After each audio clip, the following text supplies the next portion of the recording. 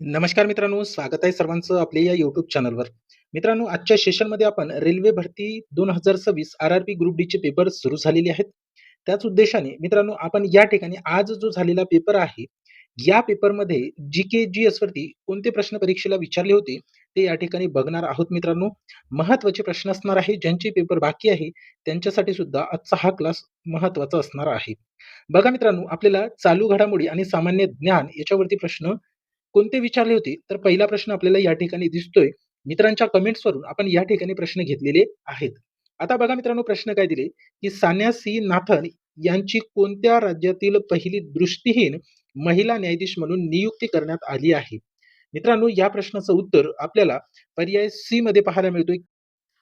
केरळ या राज्यामध्ये नियुक्ती करण्यात आलेली आहे. ओके.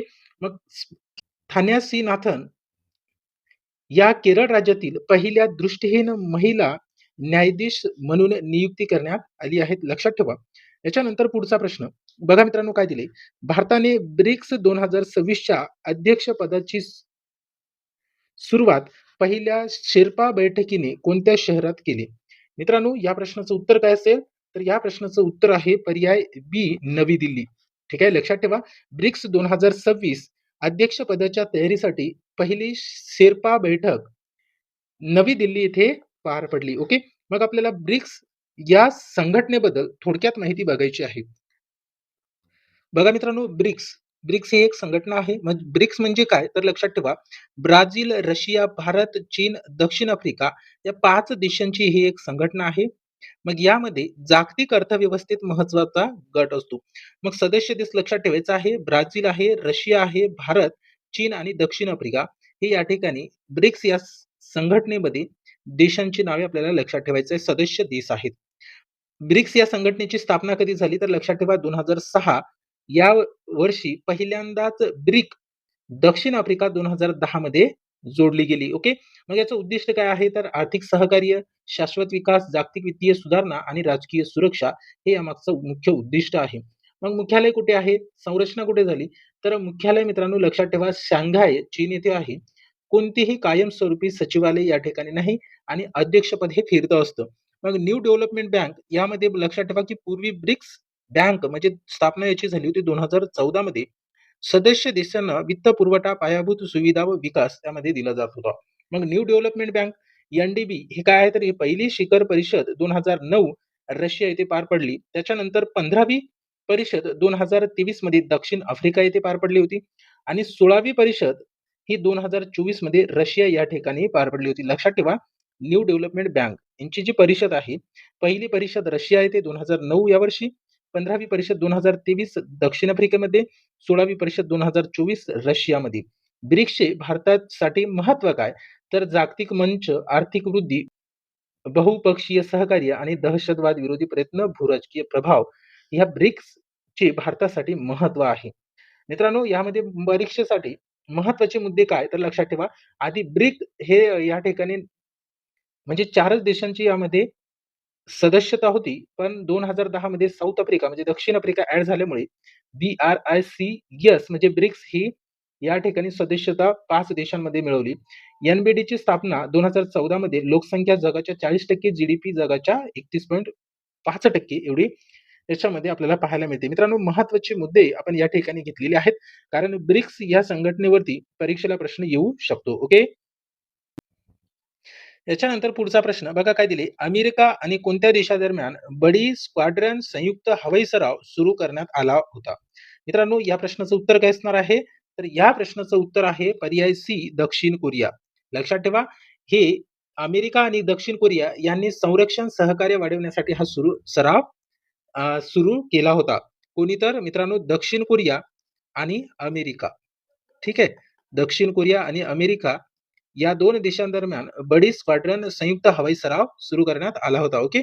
त्याच्यानंतर समोरचा प्रश्न बघा प्रश्न क्रमांक 14 काय दिलेला आहे? ए माती, कथा कहे आणि बक्षी जगबंधू द ग्रेट कमांडर ही पुस्तके कोणी लिहिली आहेत? मित्रांनो या प्रश्नाचं उत्तर काय असेल? तर पर्याय बी मध्ये दिले विश्वभूषण हरिचंदन. हे दोन्ही पुस्तके माजी राज्यपाल हे कोण होते? तर राज्यपाल होते विश्वभूषण हरिचंदन यांनी लिहिलेली आहेत. ए माती, कथा कहे आणि बक्षी जगबंधू द ग्रेट कमांडर हे दोन्ही पुस्तके कोणाची आहेत?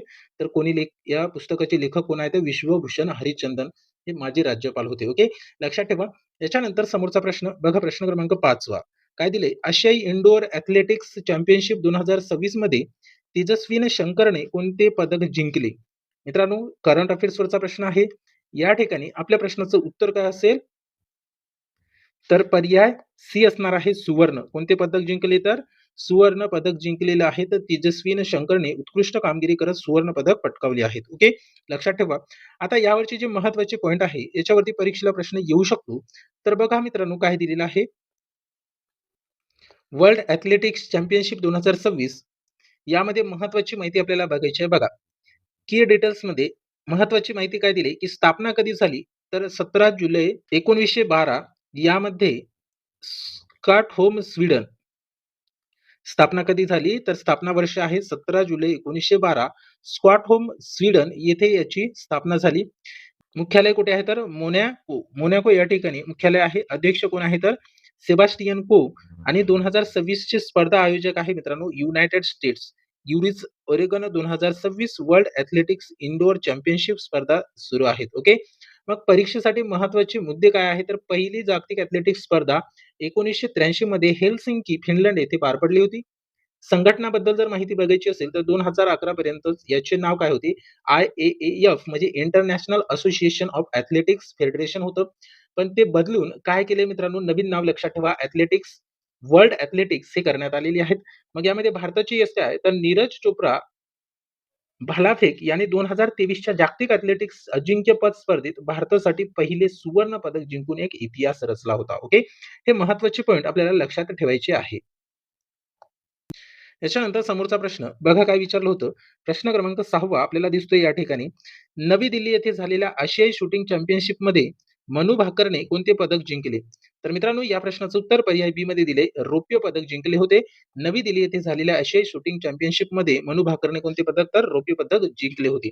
मग याबद्दल आपल्याला थोडक्यात माहिती जर बघायची असेल या चॅम्पियनशिप मध्ये, तर बघा मित्रांनो, काय दिलेलं आहे? आशियाई रायफल पिस्तूल शूटिंग चॅम्पियनशिप 2026 ही बघा, शॉर्ट नोट्स आपण या ठिकाणी तयार केलेली आहे. कालावधी होता 2 ते 14 फेब्रुवारी 2026 दरम्यान ही स्पर्धा पार पडली. स्थळ होतं मित्रांनो डॉक्टर कुरणी सिंग शूटिंग रेंज, नवी दिल्ली येथे हे स्पर्धा पार पडली. यजमान देश कोणता होता? तर भारत हा यजमान देश होतं. आयोजक मित्रांनो, या स्पर्धेचं आयोजक कोण असते? तर आशियन शूटिंग को फेडरेशन हे ASC लक्षात ठेवा. सहभागी देश 20 देश यामध्ये सहभागी घेतले होते. 391 प्लस खेळाडू या स्पर्धेमध्ये सहभागी घेतले होते मित्रांनो. मग पदक तालिकेमध्ये भारत हा प्रथम क्रमांकावर होता. एकूण 94 पदके जिंकली होती. त्यामध्ये 51 सुवर्ण पदक होती, 23 हे रौप्य पदक आणि 20 कांस्य पदक होते मित्रांनो, लक्षात ठेवा. याच्यामध्ये महत्वाचे विजेते आपल्याला लक्षात ठेवायचं आहे. ऐश्वर्य प्रताप सिंग तोमर 50 मीटर रायफल 3 पोझिशन्समध्ये जागतिक विक्रम त्यांनी नोंदवलेले आहेत. त्याच्यानंतर रुद्राक्ष पाटील 10 मीटर एअर रायफलमध्ये त्यांनी सुवर्ण पदक मिळवले. त्याच्यानंतर ईशा सिंग 10 मीटर एअर पिस्तूलमध्ये सुवर्ण पदक मिळवलं होतं. मनू भाकरने 25 मीटर पिस्तूलमध्ये रौप्य पदक मिळवलं होतं मित्रांनो. आणि इलावेनिल वलायरीन, अर्जुन बबुता या दोघांनी मिश्र एअर रायफलमध्ये सुवर्ण पदक जिंकले होते. आता महत्वाची की पॉइंट लक्षात ठेवा. यजमान देश भारत होता. शहर कोणतं? तर नवी दिल्ली. आणि आयोजक ASC भारत. एकूण 94 पदके, त्यामध्ये प्रथम क्रमांक मिळवला होता ऐश्वर्या प्रताप सिंग तोमर. हे नवीन जागतिक यांनी विक्रम केलेला आहे. ओके, हे महत्वाची पॉइंट होती, आपल्याला लक्षात ठेवायचं आहे. याच्यानंतर समोरचा प्रश्न बघायचा. बघा, प्रश्न क्रमांक 7वा काय दिले? आय लाईव्ह कनेक्ट ही जगातील पहिली डॉक्टरांच्या नेतृत्वाखालील AI आरोग्य सेवा परिसंस्था कोणत्या देशात सुरू झाली? तर मित्रांनो, या प्रश्नाचं उत्तर काय असेल? तर पर्याय बी असणार आहे, भारत. ठीक आहे, लक्षात ठेवा.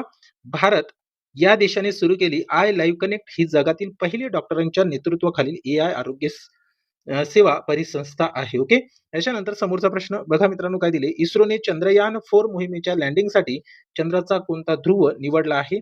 तर या प्रश्नाचं उत्तर काय असेल? तर पर्याय डी मध्ये दिले, दक्षिण ध्रुव हा निवडला आहे. ओके, आपल्याला सुपरफास्ट या ठिकाणी प्रश्न बघायचा आहे. बघा, प्रश्न 9वा. दुर्गम व आदिवासी भागात इंटरनेट सुविधा उपलब्ध करण्यासाठी स्टारलिंकशी करार कोणत्या राज्याने केला आहे? मित्रांनो, या प्रश्नाचं उत्तर काय असेल? पर्याय बी मध्ये दिले गुजरात. दुर्गम भागात इंटरनेट सेवा पोहोचवण्यासाठी गुजरात सरकारने स्टारलिंकशी करार केलेला आहे. त्याच्यानंतर समोरचा प्रश्न, प्रश्न 10वा बघा. शारदा नदी कॉरिडॉर प्रकल्पाची पायाभरणी कोणत्या राज्यात झाली? शारदा नदी कॉरिडॉर प्रकल्पाची पायाभरणी ही कोणत्या राज्यात झाली असा प्रश्न विचारला होता. तर मित्रांनो, या प्रश्नाचं उत्तर आहे पर्याय बी, उत्तराखंड. शारदा नदी कॉरिडॉर प्रकल्प उत्तराखंडमध्ये विकसित केला जात आहे. ओके. त्याच्यानंतर बघा मित्रांनो, इतिहास व संविधानावरती प्रश्न कोणते विचारले होते? तर भारत छोडो आंदोलन हे कधी सुरू झाले होते? तर भारत छोडो आंदोलन हे कधी सुरू झाले? तर मित्रांनो, या प्रश्नाचं उत्तर होतं 8 ऑगस्ट 1942 रोजी मुंबई येथे. कुठे? तर मुंबई येथे भारत छोडो आंदोलनाची घोषणा झाली होती. ओके. कुठे? तर मुंबई येथे भारत छोडो या आंदोलनाची काय झाली होती? घोषणा झाली होती. ओके. लक्षात ठेवा. याच्यानंतर समोरचा प्रश्न बघा काय दिलेला आहे. तर 12वा प्रश्न दिले, भारताचे संविधान कधी लागू झाले? भारताचे संविधान हे कधी लागू झाले? तर या प्रश्नाचं उत्तर आहे पर्याय सी, 26 जानेवारी 1950 या रोजी भारताचे संविधान हे लागू झाले होते. त्यानंतर 13वा प्रश्न, जालियनवाला बाग हत्याकांड कधी झाले? तर मित्रांनो, या प्रश्नाचं उत्तर आहे पर्याय ए, 13 एप्रिल 1919 रोजी जालियनवाला बाग हत्याकांड झाले होते. ओके. त्याच्यानंतर समोरचा प्रश्न बघा, भारताच्या विद्यमान राष्ट्रपती कोण आहेत? या प्रश्नाचं उत्तर सर्वांना माहिती आहे, द्रौपदी मुर्मू. हे काही काही प्रश्न सोपे सुद्धा आपल्याला परीक्षेला विचारले होते. त्याच्यानंतर पुढचा प्रश्न, मूलभूत अधिकार संविधानाच्या कोणत्या भागात दिले आहेत? मूलभूत अधिकार हे संविधानाच्या कोणत्या भागात दिले आहेत? तर या प्रश्नाचं उत्तर आहे पर्याय सी, भाग 3 याच्यामध्ये मूलभूत अधिकार यामध्ये संविधानाच्या या भागात दिलेल्या आहेत मित्रांनो, मूलभूत अधिकार. ओके. त्याच्यानंतर समोरचा प्रश्न, प्रश्न क्रमांक 16वा बघा काय दिले, राज्यसभेच्या सदस्यांचा कार्यकाळ किती वर्षाचा असतो? तर या प्रश्नाचं उत्तर सर्वांना माहिती आहे, 6 वर्ष राज्यसभेचे सदस्यांचा कार्यकाळ असतो. ओके. काही प्रश्न सोपे होते आणि काही प्रश्न थोडेसे अवघड होते मित्रांनो. ठीक आहे. त्याच्यानंतर पुढचा प्रश्न, प्रश्न क्रमांक 17वा बघा काय दिले. त्यापूर्वी मित्रांनो, तुम्हाला व्हिडिओ आवडल्यास व्हिडिओला लाईक करायचा आहे, सोबतच चॅनलवरती नवीन असाल तर आपल्या चॅनलला सबस्क्राईब करायचं आहे. कारण आपल्या या चॅनलवरती आपण दररोज नवनवीन व्हिडिओज अपलोड करत आहोत. सोबतच मित्रांनो, तुम्हाला मॅथ्स आणि रिझनिंग वरची जर व्हिडिओ बघायचे असेल, तर आपल्या चॅनलमध्ये अवेलेबल आहे. मॅथ आणि रिझनिंग वरती प्रश्न कशा पद्धतीने परीक्षेला विचारले जात आहेत, ते सुद्धा तुम्ही बघू शकता. आपल्या चॅनलमध्ये व्हिडिओज अवेलेबल आहेत. ठीक आहे. सोबतच ह्या क्लासेसची पीडीएफ हवी असेल, तर आपला टेलिग्राम ग्रुप जॉइन करा. त्याची लिंक व्हिडिओच्या डिस्क्रिप्शन बॉक्समध्ये दिलेली आहे. आता प्रश्न बघा मित्रांनो काय दिले, की राजस्थानमधील क्षेत्रफळाच्या दृष्टीने सर्वात मोठा जिल्हा कोणता आहे? आता बघा, राजस्थानमधील क्षेत्रफळाच्या दृष्टीने सर्वात मोठा जिल्हा कोणता आहे? तर या प्रश्नाचं उत्तर आहे पर्याय बी, जैसलमेर हे राजस्थानातील सर्वात मोठा जिल्हा आहे. ओके. याच्यानंतर समोरचा प्रश्न, प्रश्न 18वा बघा काय दिले, भारताचा दक्षिणेकडील टोक कोणत्या नावाने ओळखला जातो? भारताचा जो दक्षिणेकडील टोक आहे ते कोणत्या नावाने ओळखला जातो? तर या प्रश्नाचं उत्तर आहे पर्याय बी, इंदिरा पॉइंट. हे भारताचे शेवटचे टोक म्हणजे इंदिरा पॉइंट म्हणून ओळखले जाते. ठीक आहे. भारताचे शेवटचे टोक. त्याच्यानंतर पुढचा प्रश्न बघा काय दिले, प्रश्न क्रमांक 19 नंबरचा, कर्कवृत्त भारतातील किती राज्यातून जाते? कर्कवृत्त हे भारतात किती राज्यातून जाते? तर या प्रश्नाचं उत्तर आहे 8. कर्कवृत्त भारतातील 8 राज्यातून जाते. ओके. त्याच्यानंतर समोरचा प्रश्न, प्रश्न क्रमांक 20 नंबरचा बघा काय विचारलं होतं, की भारतीय रिझर्व्ह बँकेची स्थापना कधी झाली? भारतीय रिझर्व्ह बँक म्हणजे आरबीआयची स्थापना ही कधी झाली होती? तर या प्रश्नाचं उत्तर मित्रांनो पर्याय ए मध्ये दिले 1 एप्रिल 1935 या रोजी भारतीय रिझर्व्ह बँकेची स्थापना झाली होती. त्याच्यानंतर पुढचा प्रश्न बघा, भारतात जीएसटी कधी लागू करण्यात आला? भारतामध्ये जीएसटी हे कधी लागू करण्यात आलं? तर या प्रश्नाचं उत्तर आहे पर्याय सी मध्ये 1 जुलै 2017 रोजी भारतामध्ये जीएसटी हे लागू करण्यात आलं. ओके. त्याच्यानंतर पुढचा प्रश्न बघा मित्रांनो, सोपा प्रश्न होता, पिंक सिटी म्हणजे गुलाबी शहर म्हणून कोणत्या शहरास ओळखले जाते? तर या प्रश्नाचं उत्तर सर्वांना माहिती आहे, जयपूर. ओके. काही प्रश्न सोपे होते. तर या ठिकाणी पुढचा प्रश्न बघा, प्रश्न क्रमांक 23 नंबरचा काय दिले, विज्ञानावरती प्रश्न विचारलं होतं, की मानवी शरीरातील रक्ताचा लाल रंग कशामुळे होतो? मानवी शरीरातील रक्तांचा लाल रंग कशामुळे होतो? तर या प्रश्नाचं उत्तर आहे पर्याय बी, हिमोग्लोबिनमुळे मानवी शरीरातील रक्ताचा हा लाल रंग पण नसतो मित्रांनो, ते काय म्हणतो आपण त्याला, तपकिरी अशा पद्धतीने म्हणू शकतो. ठीक आहे. त्याच्यानंतर समोरचा प्रश्न बघा, प्रश्न क्रमांक 24 नंबरचा काय विचारलं होतं, की प्रकाशाचा वेग किती असतो? आता प्रकाशाचा वेग आपल्याला विचारलेला आहे.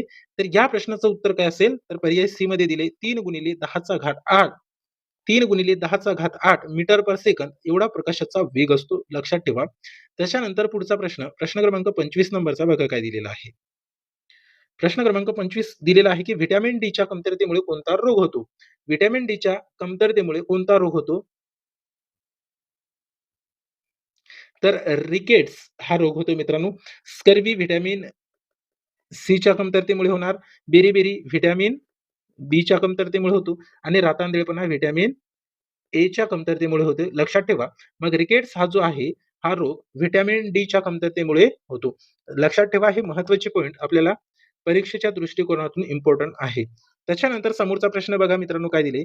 संगका संगणकाचे जनक म्हणून कोणाला ओळखले जाते? संगणकाचे जनक म्हणून कोणाला ओळखले जाते? तर या प्रश्नाचं उत्तर आहे पर्याय बी मध्ये चार्ल्स बॅबेज यांना संगणकाची मूलभूत संकल्पना मांडलेली आहे. कोणी मांडली? तर चार्ल्स बॅबेज यांनी संगणकाची मूलभूत संकल्पना मांडली आहेत. ओके. त्याच्यानंतर समोरचा प्रश्न बघा काय दिले.